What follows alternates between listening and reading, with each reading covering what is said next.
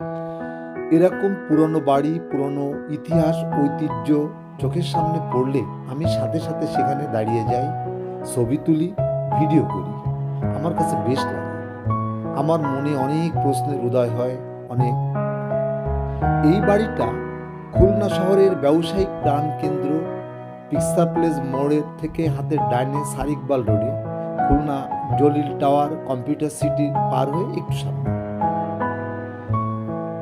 আমার মনে প্রশ্ন আসে, এমন একটা জায়গায়, ব্যবসা সফল জায়গা, সেখানে এই ধরনের একটা বাড়ি দীর্ঘদিন এভাবে জরাজীর্ণ হয়ে পড়ে আছে কেন?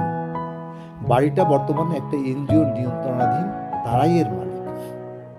একদা এখানে ধনাঢ্য কোনো এক ব্যক্তি তার পরিবার পরিজন নিয়ে কত সুখে আনন্দে কাটিয়েছে।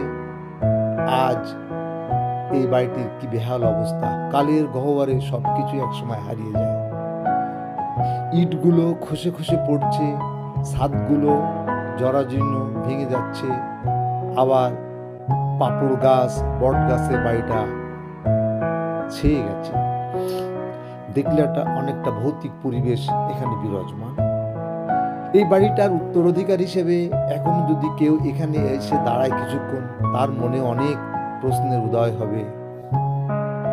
তার পূর্বপুরুষের অনেক সোনালী দিন এখানে যেন চোখের সামনে ভেসে উঠবে। প্রিয় ভিউয়ার্স, আমার যেমন এরকম পুরনো ঐতিহ্য, স্মৃতি ভালো লাগে, আপনাদের সামান্যতম ভালো লাগলে আপনারা ভিডিওটা দেখবেন, সমালোচনা করবেন, সাথে থাকবেন, যেন পরবর্তীতে আরেকটা নতুন ভিডিও আপনাদের সামনে উপস্থাপন করতে পারি। আপনাদের সামান্য ভালো লাগাই আমার সার্থকতা।